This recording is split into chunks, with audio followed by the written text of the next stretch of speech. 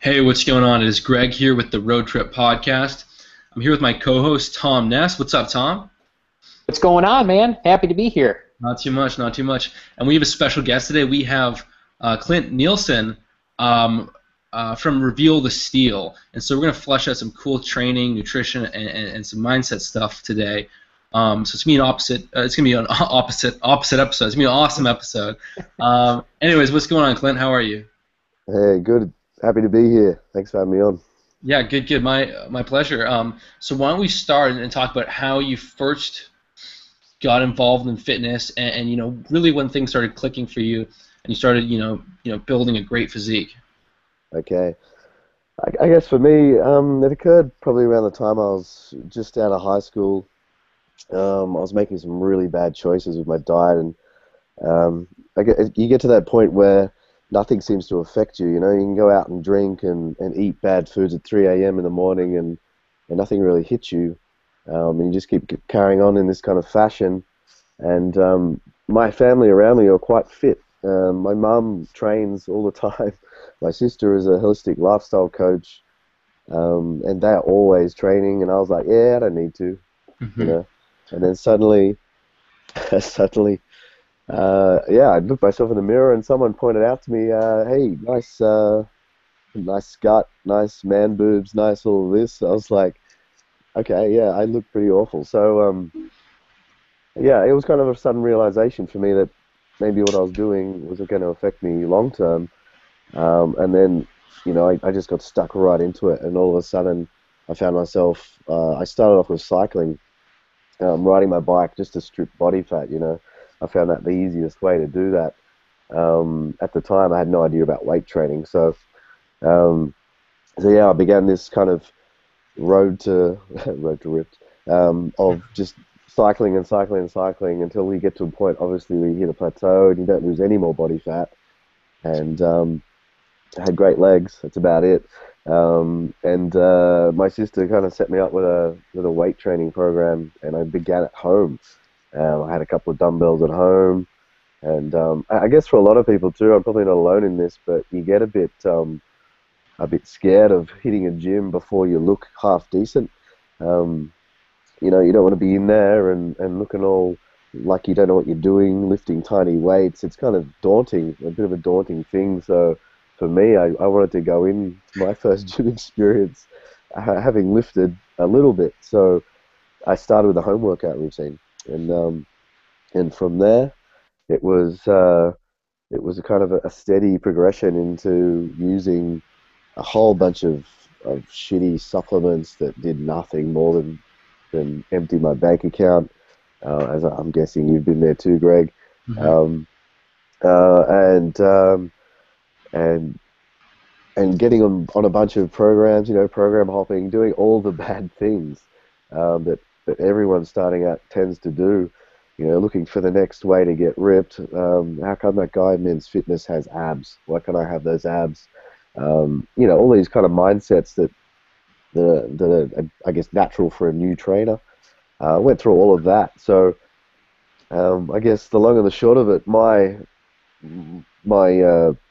introduction into the online world of where crude fitness, where that began, was back in 2009.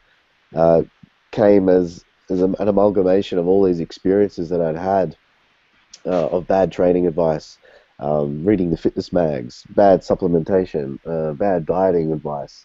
All these things came together, and I felt like it was time to kind of weed through it and share my perspective on what to do and how to do it properly, and trying to avoid it. I mean, it doesn't. The thing with it is, being honest, is it doesn't sell that well, I found.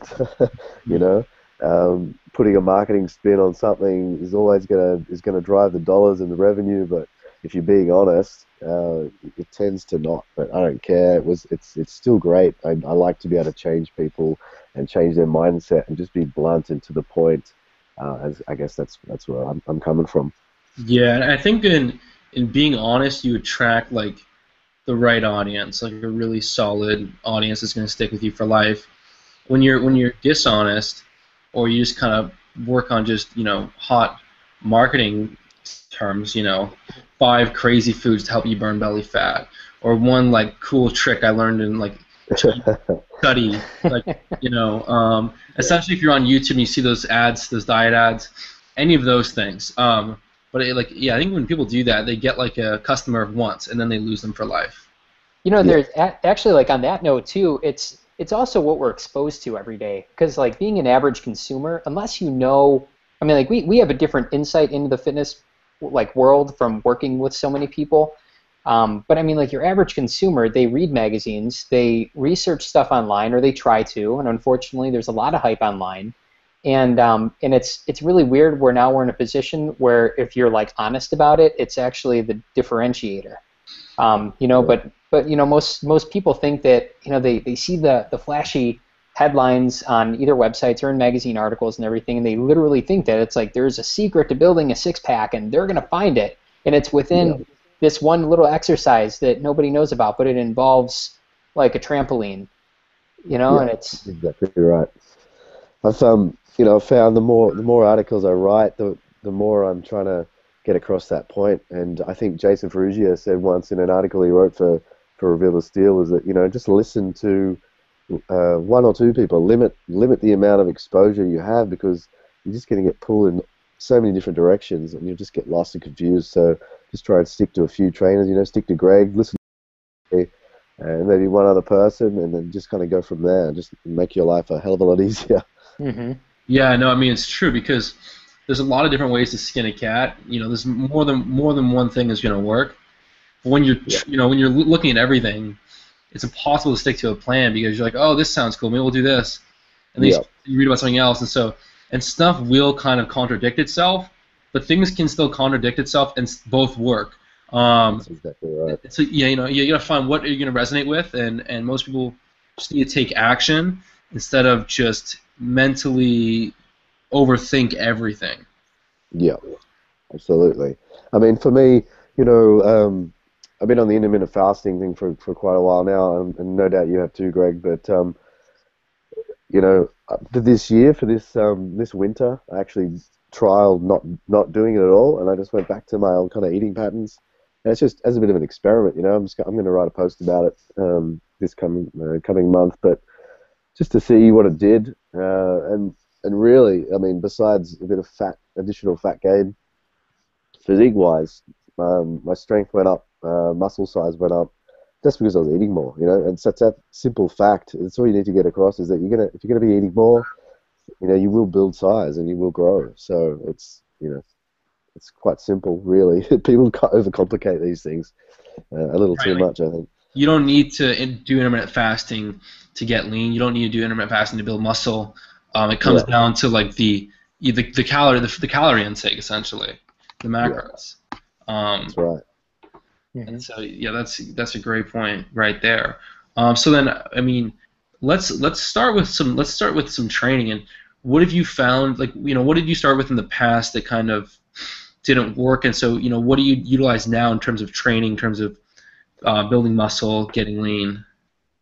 Okay, I guess in the past, I stuck to the very beginning. It was always about full body workouts, I guess, just because they were the easiest for a newcomer to get into, and you're stressing a whole bunch of muscle groups at once. But as I kind of progressed from there, you start getting into split training, so it would be one body part per workout per week, training 6 days a week sometimes. But I've kind of tried to, as time has gone on, find the sweet spot, because I truly believe that everyone has a sweet spot in terms of how many days they should be training. For me, it's 4 days. I've tried to train 5, 6, 7, but always the 4 has been just a perfect sweet spot. And I'm not just talking in terms of putting on size or losing body fat. I'm talking about mental. Being able to keep myself in a mental state where I feel good about my body, I feel healthy, I feel like I'm putting in 100% effort. Because if I train 3 days, I feel suddenly like I'm a little bit of a sloth, and I'm not mentally I just don't feel as good. So that extra day really helps. Whereas if I go to 5 or 6, and then suddenly I feel like I'm overtraining and I'm burning out and I'm not getting anywhere. So um, that's in terms of days. In terms of actual training methodology, I'd say the most effective has been reverse pyramid training, definitely. Um, but having said that, I too like to mix that up quite often. So every couple of months, I'll change that from reverse pyramids to standard to a standard split, 8 to 10 reps of whatever. But I think reverse pyramid training for me has seen the most gains because you can change the rep ranges from low reps. You can do like 4 to 6 to 8 for your strength. But then you can go bang straight up to higher reps to the 12, 15, 20 and reap the benefits of hypertrophy. So I think RPT for sure has been a real win. And I know, Greg, that you're kind of keen on that as well. Yeah, yeah, I've been doing it for I think since 2011, 2012. And once I went into it, I never went back because it just works so well.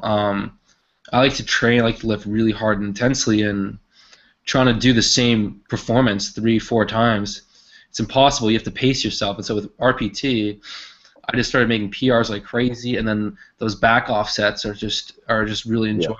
Um, so for me, yeah, it's like the most sensible way to train in terms of building strength and muscle. But I still use other protocols to kind of mix it up. Yeah. Yeah. Yeah. I think, yeah, like you say, the PR thing is a real is like dangling the carrot in front of me every time I train. It's like I have this goal that I want to hit, and it's only one lift, right? And well, maybe in one or two exercises, but um, because you've got this goal in front of you, it makes it really easy to kind of motivate yourself to lift for that. And I find that a real weapon in the training arsenal, definitely. Yeah, that's for sure. And Tom, you've been doing RPT for 6 months or a year now? About 6 months now. It is RPT is directly responsible for the most strength gains I've ever made in my life. Like when I first started it, and it was actually your shredding program, to be honest with you. I could do probably like 3 pull-ups, and I've just like never had a lot of upper body strength. I haven't really trained the right way. I would hit the gym and do like sets of 10 or 12, like 3 sets of 10 to 12, and that's it. Like I would never increase weight or anything. And so reverse pyramid training, like when I started training like that, within the last 4 months, I've not only been able to increase my pull-ups, but now I'm doing pull-ups with 45 pounds. So I mean, Damn. yeah, that's Yeah. in 6 months, guys. I added a plate to my pull-ups when I could only do 3 before. So That's it's awesome. Yeah. yeah, man, it's crazy. It's totally different. And then even like your back offsets, you feel more fiber recruitment as well. It's Yeah. definitely my favorite protocol. Yeah. And so I mean, how do you like to approach your training splits, Clint? Because I know you started with a full body. That's great for beginners to really like kind of build up their compound movements fast. But then you do a 4-day routine. What does your split look like? It's generally, I guess, Monday it will be chest, shoulders. Generally because I think when you're hitting chest, you're hitting shoulders as a secondary anyway, especially if you're doing like inclines. So I tend to tie them together. I know some people think I'm crazy, but again, can be a personal thing where my shoulders grow like weeds. It's probably one of my easiest thing to grow. So for most people, they probably need to train a bit more on the shoulders than I do. But for me, I don't need to. So Monday, I would group chest and shoulders together. Um, and then on Tuesday, so day 2, I would do, I'd go back to legs. So I'd do deadlifts. And at the moment, this has been really effective for me. I've been doing deadlifts with arms. So it'll be a hamstring and kind of tricep bicep workout. So trying to rope in, recruit as many muscle fibers as I can on the deads, but then also because I really I really like having a decent set of arms that I put them into a workout as well. I know a lot of people don't want to train arms, but I do. Um, and then I have a day off, so Wednesday off.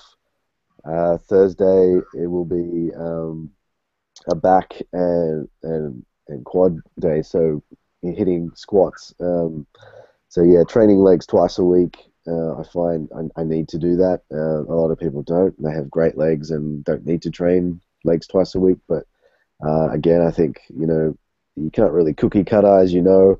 Hmm. And for me, legs need to be trained twice a week. So that Thursday, third day will be yeah, heavy quad exercises. Whether it'll be a combination of front squats, back squats, even some lunges and body weight squats just at the end there, just the back offsets. You can just throw in some body weight at the end. Yeah, just to really toast your quads. And then on day 4, it's more of for me, day 4 is like a whole body kind of, I do the workout that I really want to do. It's like my favorite workout on the Friday. I'll throw in a bit of everything. It's like a full body.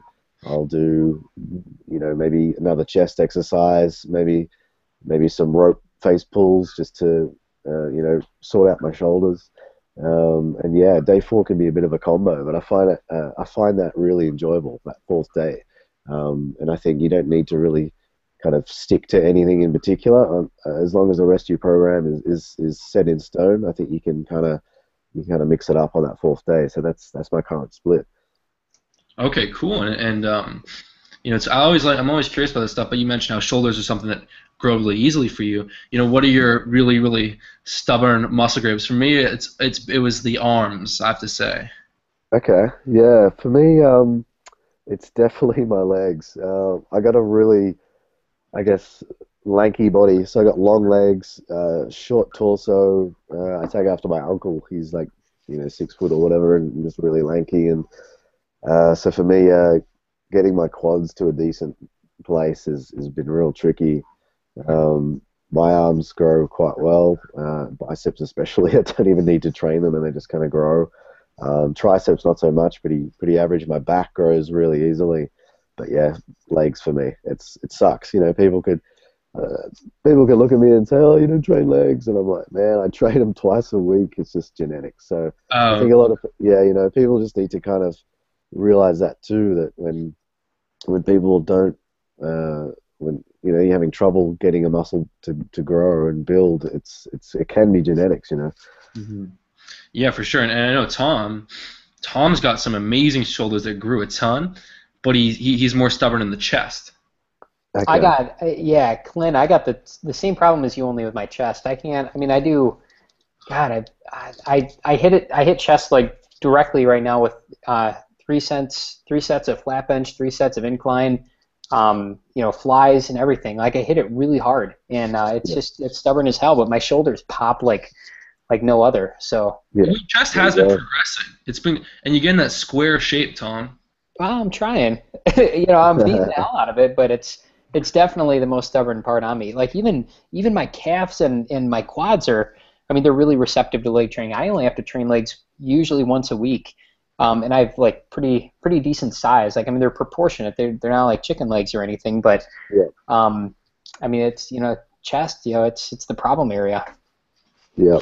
I remember Rusty was mentioning in his visual impact course originally that he didn't feel that you needed to work legs that much, and I guess this is where everyone has their own disagreements. But for me, I was like, dude, I got to throw legs in there. I can't follow this directly. Yeah, that was just my take on it. But yeah, Yeah, for me, it's been an interesting phenomenon with legs because my upper thighs would explode very quickly, where like my hamstrings just are so responsive. When I do squats, I feel it all my hamstrings. So I am able to develop like most of the upper thighs very well, but then I get skinnier closer to the knee and the calf. So I really only need to do like work for my vastus medialis and my calves, and just hit a bit more on the quads just to yeah, just to even my legs out. But literally, I could do 1 set of 3 reps on deadlifts. That's it, or like literally 1 rep squat, and my hamstrings will start to like grow like a weed. It's ridiculous. See, that's just a I good problem to have. was gonna say the same thing. Yeah, sounds like a great problem. Until until you're you're walking and your thighs are rubbing together, and like you're trying to fit into some like normal pants and Yeah, that's not cool. blowing them up. Yeah. Yeah. But I like seeing like that really solid develop like actually yesterday, or no, might be a few days ago. I was at the park and there's this guy walking in front of me, and he was kind of overweight to be honest, but he was wearing shorts and his calves were like crazy. These things were like 18 inches, just massively jacked, like diamond shaped, and and I was just blown away. I'm like, that is crazy because calves are probably like the hardest muscle group to develop depending on your genetics. You either have the ability to build great calves or you don't. Yeah, like Arnie, right? Like he had real trouble. He had to train them ridiculously to get them to grow. Wait, who's this? You or Arnold? Oh, Arnold. Yeah, Arnold. He had trouble with those calves. He actually got a lot of flack for his calves. You know. Yeah. Poor man. What was that? Poor man. Poor man. Sorry for him. I know. Yeah, real sorry for him. Yeah. But I mean, I guess, I mean, if you're talking about like looking better for women, I mean, most girls aren't like, dude, I just want a guy with some great calves, some great calf. But then, I'll tell you what though, I used to work in a bookstore, and I was like, I was maybe like one of like 5 guys that worked there, and with maybe 25 ladies. And there's like, I'll never forget this day. There was this guy that came in. He was like a soccer player or something. He was like Italian or something like that. And like he was wearing shorts. And like I was working with about 5 girls that day, and they all like flipped over his calves. And I was like, what's up? Like I had to go check these calves out because I'm like, I just need to know what a good calf looks like because I had none. But it's crazy though because like you say that like most girls aren't like, oh dude, let me see them calves, but quite au contraire, my friend. They actually need more than you think. Yeah, maybe there's a bookstore subset of girls that just love great calves. The Barnes and Noble, the Barnes and Noble, enough of those calves. Yeah. I can see your next book, Greg. My next book, Superhero Calves. Or Barnes and Noble pickup with great. I don't know. It's gonna be the new 50 Shades of Grey. Sorry. It's going to be the new 50 Shades of Grey. Yeah. Women are going to go crazy over it. There you go. Exactly. And I know in the Grecian ideal, they talk about the body proportions of a lot of the statues, and usually the idea is to get the neck and the arms and the calves the same circumference. There we go. Or I mean, at least like the calves like within 1 inch of your arms. Yeah. How do you feel now, Arnold? Hey? Yeah, I mean, Arnold probably had like 5 inches on his arms over his calves. Yeah, exactly. So I guess let's talk about getting into some nutrition. I know you mentioned intermittent fasting, and you've had a good experience with that. But then you've also switched to eating breakfast as an experiment, and that's also been working too in terms of putting on size. How do you like to approach nutrition as far as leading, just keeping, because I know that you have a busy life and you have you do some traveling and you got a family and stuff. So how do you kind of approach nutrition to kind of support a good body without turning into a neurotic freak? The golden question, right? It can be tricky, especially now. I have an 11-month-old daughter, and you're trying to balance everything in your life. I guess when you don't have those additional elements to worry about, you can really concentrate on your diet and what you're eating a lot more. But for me, intermittent fasting has been great for, I guess, year-round leanness, I would say. It's just a hell of a lot easier to stay under a certain calorie count. And not necessarily a macro count. So, if you're looking to build size, like I said before, or lose body fat, it may not work for you if you've got a kid to look after. You've got all these things to deal with. I run my own business as well as millions of other people. But I find that you're I'm kind of waffling on here now. You find that hitting certain macros are not that easy, even with intermittent fasting, because you just don't have time to prepare meals. You grab a shake here and there. But in terms of staying at a particular body weight, I've found that that's really helpful because you're missing out that one of those meals, right? So you're missing out. For me, I miss breakfast. So my first meal of the day would be lunchtime. So I found that a really useful method for staying lean year round. But like I said before, to put on muscle size, this just doesn't really work for me. So I've found that adding that additional breakfast in just really helped. And my food choices are probably a little bit on the safe side most of the time, with a weekend being more of a let your hair down if you have any. Hit the pizza, hit the red wine, and just kind of relax a bit. Excuse me, sorry. Bit of a cough here. It's going around. It is. Via Google Hangout. So yeah, I think the diet approach aspect, it's good to learn how to, I guess, count macros and figure it out, like throw in an equation and get your baseline maintenance calorie level, figure out what that is, track everything you eat. Do it once, I would say. You don't want to go crazy about it and become a mental case, because I have done it for an extended period of time, and you do lose your shit after a while. But if you're not training for the Olympia or a physique competition, you just don't need to be doing it all the time. But it is good to learn, I think, because then it becomes autonomous. You figure it out, and then from then on, you can just look at a menu when you're out at a restaurant and be like, yeah, you know what, I can't have that.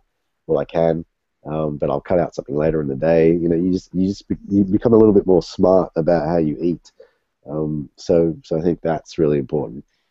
Yeah, it's very true. And eventually, you kind of reach a point where when you're used to tracking things for a while, you reach a point where you can just kind of go out to a restaurant, eat a meal, and you kind of know when you're at that point where, if I eat more, like if I stop eating now, I'll be, I'll burn a bit of fat. But if I keep eating, I'm gonna kind of I'm gonna start to hit. You kind of get the point where where you're, in a bit of a deficit, or if you're around maintenance, or when you're clearly putting on some fat. You feel it, especially right, especially when you're eating foods that you kind of like, where you know what you're getting. Because you could go and you could get a salad and you could have no idea how much oil they throw in that sauce. Or you could get some mashed potatoes and you could have no idea how much butter they use. And so you're like, yeah, this doesn't seem like that much. But like when you go with foods that you know what you're kind of getting, you're like, yeah, like you can intuitively know. And so some people are worried that I don't want to have to track macros forever or weigh stuff forever. But it's like, no, you don't. Just get that baseline, like you said, Clint, and get used to it, and then you'll figure things out. And even like once you get to your goal, it's a lot easier to maintain than to be in that deficit. Absolutely. Yeah, it's once you're in the maintenance mode, it becomes a lot easier. Like, yeah, you've hit that kind of level of leanness, and you kind of fluctuate body fat up and down, within a few percent year round. It just becomes a hell of a lot easier. Yeah, it becomes so much. Yeah, and on that note, I think that intermittent fasting is like the best approach to use with hitting your macros and everything, because if you're cooking 6 meals a day, like there's no way that you're going to be able to maintain that around like any kind of job. And most people don't work from home. So the only way to actually like know what where you're at every day with your calories is, in the beginning at least, is to actually cook your food and track it diligently for the first few days, the first week, or even for the first couple weeks, just to figure out what different kind of foods look like, how much is what, basically.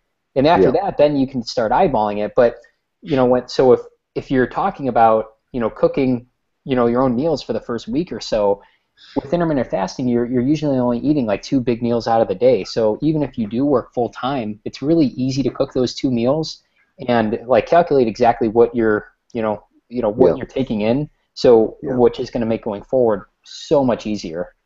To that point, it's a lot of people underestimate what they eat.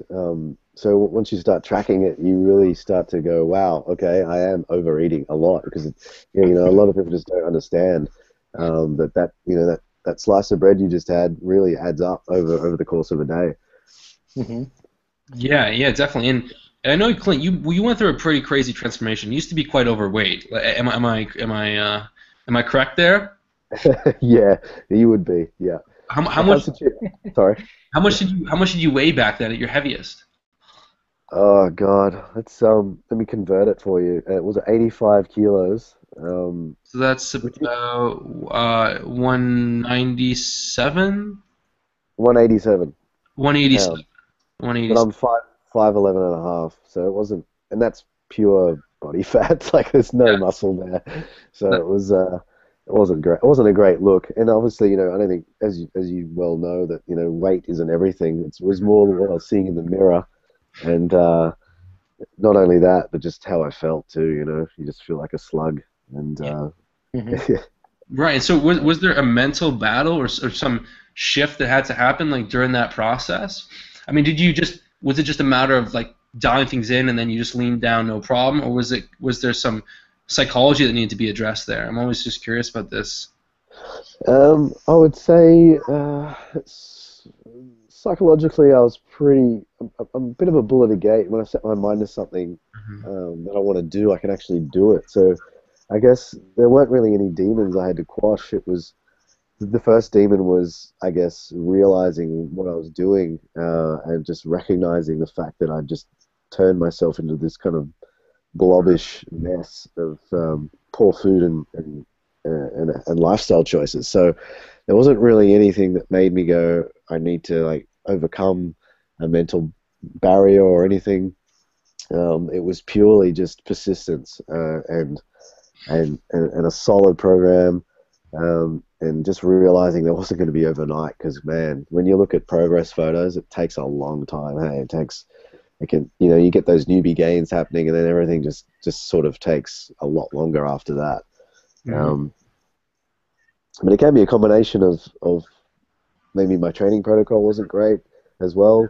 Maybe the intensity. I mean, this is another thing too with intensity and knowing how hard you can go. I mean, Tom, you probably know from this too. Like, you don't know how hard you can push yourself.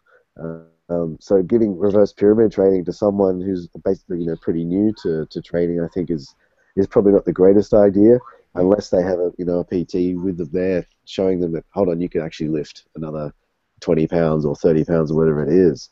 I really think you need to be a little bit experienced with that, and to know what your limits are. That, and when you first start RPT, I think that it's really, the first 2 weeks are really more about calibration than about like pushing yourself, because once you dial it in, and if you're diligent with tracking your workouts, that was something new to me too. Actually, I never tracked my workouts, which is why I just went in and hit 3 sets of 10 and I left. But once I started tracking it, and especially using reverse pyramid training, you're getting, even if it's only 2.5 pounds, just like tiny little plates, like you're pushing for a new PR every week, really. And I think that's probably, when it comes to like the motivation, like you said, progress pictures, they're not going to change unless they're like months apart, or very, very drastically. And so it's all about the small wins. And on that note, I think reverse pyramid training is awesome for beginners after they've calibrated what they can actually lift, and once they track their workouts and they know like what's safe for them, and if they warm up to it appropriately. So basically, if they do the protocol in the appropriate way, I think it's great for beginners, because where they can't see the progress immediately, what they can do is every single workout they can see the weights going up. So it gives them the small wins that are going to translate to the willpower and the motivation to continue in the long term. Yeah, that can also have a reverse effect though if the gains aren't there as well. If they're not doing it correctly, that's always the danger. Yeah. That's the danger, yeah. So if they're not moving up, then they can get a bit deterred and be like, it's not working. Try Hmm. something else. So I guess that's where you need to have, I guess, a support system behind it too. Yeah. So let's kind of shift gears here for a second. We're not really even going to shift gears, but my next question would be, what are your favorite exercises to build like for your different muscle groups? Which ones do you find the most effective for you? For the chest, the back, the shoulders, legs, the arms. Okay. I guess for chest, anything that's kind of unilateral, so using dumbbells definitely over anything barbell. Um, I guess, for me, and from what I can tell, a lot of people have trouble actually performing a bench press correctly in that they don't bring the shoulders into the movement and just kind of use the chest directly. So I find I'm one of those people where, I start bringing chest, back, everything into the movement, and therefore it's just not as effective. So dumbbell exercises for me just make me grow like a weed. So incline dumbbell press, flat bench press, even flies, those movements, and weighted dips. If you've got a weight belt, hit those dips. They're fantastic muscle recruiters, and you'll just grow like a weed for sure. Nice. And what about your back or your arms? So for back, weighted chins are great if you're fairly advanced. You can strap a weight belt on and add some additional plates. You need to be careful of injury though. Speaking from personal experience, I've done some damage to my back in the past just from adding too many plates too quickly, and then doing chins that way and just pulling muscles and doing all sorts of things. So weight about you can build decent size with just body weight chins. You can do 3 sets of 20, as many as you can do, and you'll add that to your training regimen, and that'll really pull some punches for you. But also rows, bent over one arm dumbbell rows, fantastic. They've been a huge staple over the years. Just using those as a real size tool.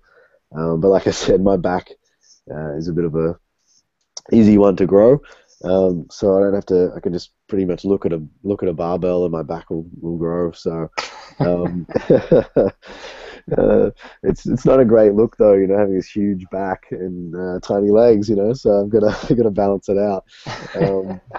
But in terms of shoulders, shoulders are quite easy again for me. But standing military press is fantastic. You can use any kind of rep range for strength or size on those bad boys, and it's nothing feels greater than pushing for 4 reps, something that heavy above your head.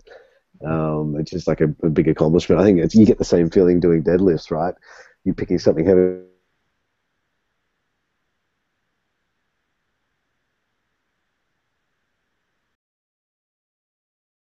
off and down and be like, yeah, military press. But they're really effective exercises. What I actually I love what I love most about shoulder press, just like standing shoulder press, is when you. I mean, this is a total ego thing, and like I'm normally not like this, but I think it's funny that like when you can go over, like you're waiting by the squat rack because that's like the only place you can shoulder press, and like you see someone over there like squatting a plate, and you step on and you shoulder press it. I think it's just kind of like you don't even have to say anything, they don't have to say anything, but like you both know it, and then he walks away. Yeah, because they see he walks away. They see you coming in. They're like, "Oh, well, I guess he's gonna work in with me on squats." And That's right. and he's like, is he going for a front squat? He's doing front squats. Interesting. And it's like, wait, no, is he pressing that over his head? Oh shit! I just hate my life. That person isn't coming back. Wait, it's the same thing too. Like with the weight belt, if you go over to the pull-up bar or like the pull-up / like dip bar, you put like because I'm up to a plate now with pull-ups, and so you put the weight on the belt, and people think you're gonna dip a plate, and then all of a sudden you start doing pull-ups, and it's like, all right, beast mode, here we go. Yeah. With pinkies, right? Pinky fingers as well. Yeah, one arm. It's one arm. Like, it's crazy. Yeah. A guy the other day, actually, on that point, I was doing, ab wheel rollout thingies where I know Yeah. Stallone used to do these, but Right. I'll throw them into this workout, and I grabbed like those stopper bars they prevent you from dropping the weights in a squat rack. There's those Yeah. bars on either side, and you can kind of pull them off. And I kind of grabbed one of those. I stuck it in the middle of three 5-pound plates. And then I got on the floor and I started doing these ab wheels. And this trainer comes over and he goes, "Man, you're like the MacGyver of training. You just like made up this little training tool." I'm like, yeah, okay, that looked a bit shit. Okay, I'll do those again. That's sweet. So you use Nice. that bar as a makeshift tool to do ab wheel rollouts? Yeah, man, that's pretty cool. Hardcore. Hardcore. You That's, use what you can, right? yeah. You got to do That's it. sweet. Okay.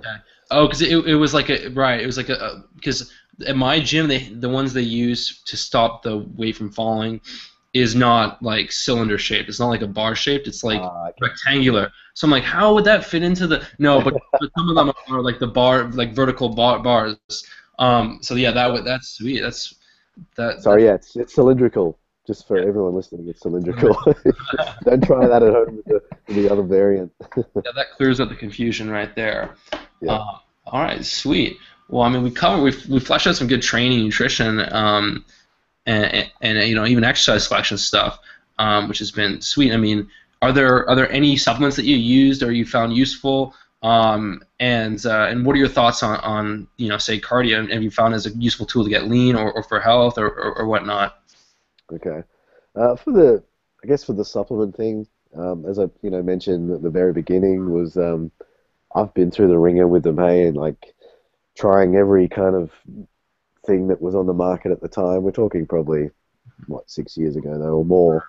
Um, and nothing's really changed, has it? There's everything on the shelf from testosterone boosting to fat burning to whatever it might be. And to tell you the truth, I just don't get near any of it anymore. Um, you just don't need it. I mean, solid food, a decent training program, and you can kind of it should be seeing exactly what it says on the label, right? It's a supplement. It supplements what you're currently eating.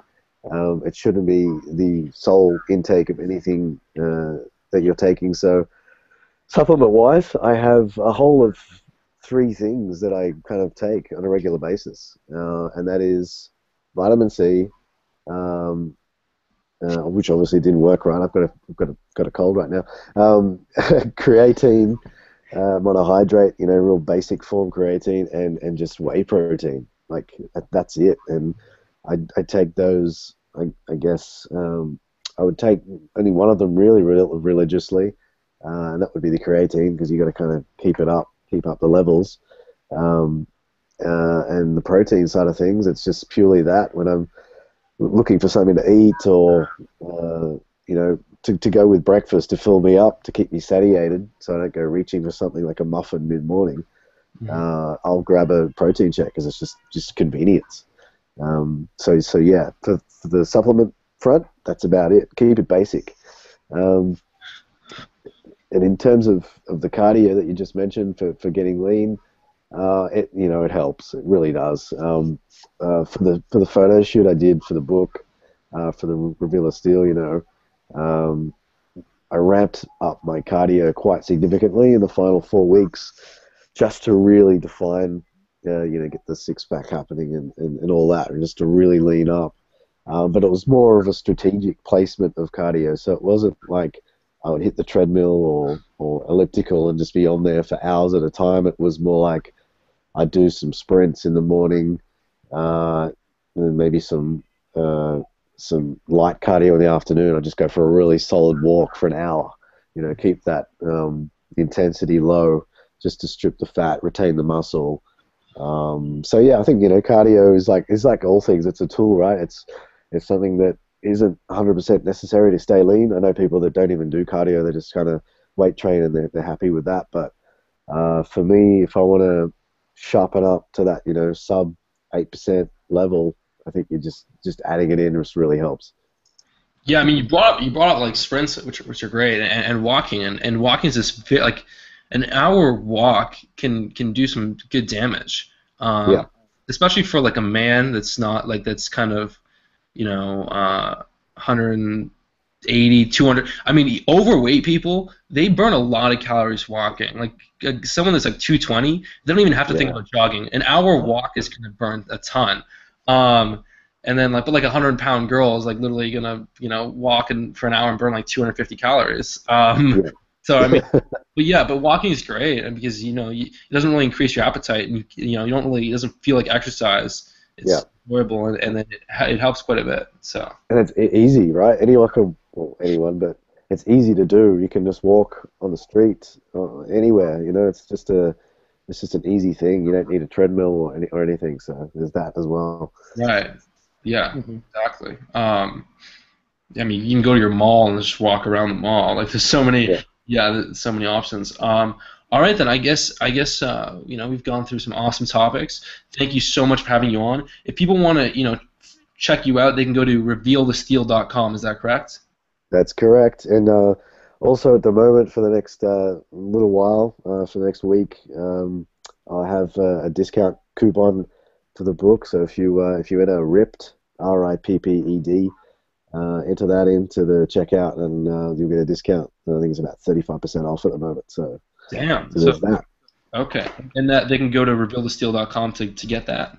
Yeah, that's right. And actually, Clint, what all can you explain what all you cover in that book? Because I mean, it's pretty comprehensive. It's not just like your average like muscle building program. Just lay out like what everybody's going to learn on the inside. Okay. It's about 157 pages or so, and it details, I guess, my initially it's my how I got into training. I guess as a bit of an intro, um, how I began, and then I go through who the book is for, talking about how there isn't a magic bullet, and then I go through a bit of diet and nutrition, how to calculate macros, what you can use to calculate that with, um, and how many calories you should be eating, how to get alcohol into the diet, carb cycling, intermittent fasting, and all that. Then I go into training and talk about compounds and isolation, machines and free weights, training to failure, the number of days you should be training for, range of motion, all those kinds of things. And then the meat of the book is on chapter 6, which is Reveal the Steel itself, which is the entire 4-stage program, and that outlines all the routines that you need to do, and it's a really simple and straightforward program to follow. And there's also I have a free version up on the website, so if you check that out and enter your email address, you can just download essentially a bit of a taste of the book. It also has a free workout in there too, so yeah, check that out. Awesome. All right, awesome. All right, well, thank you so much for coming on, Clint. It's been an absolute blast. And guys, thank you for listening to the podcast. Stay tuned till next time. All right. Thank you. Yeah, take care.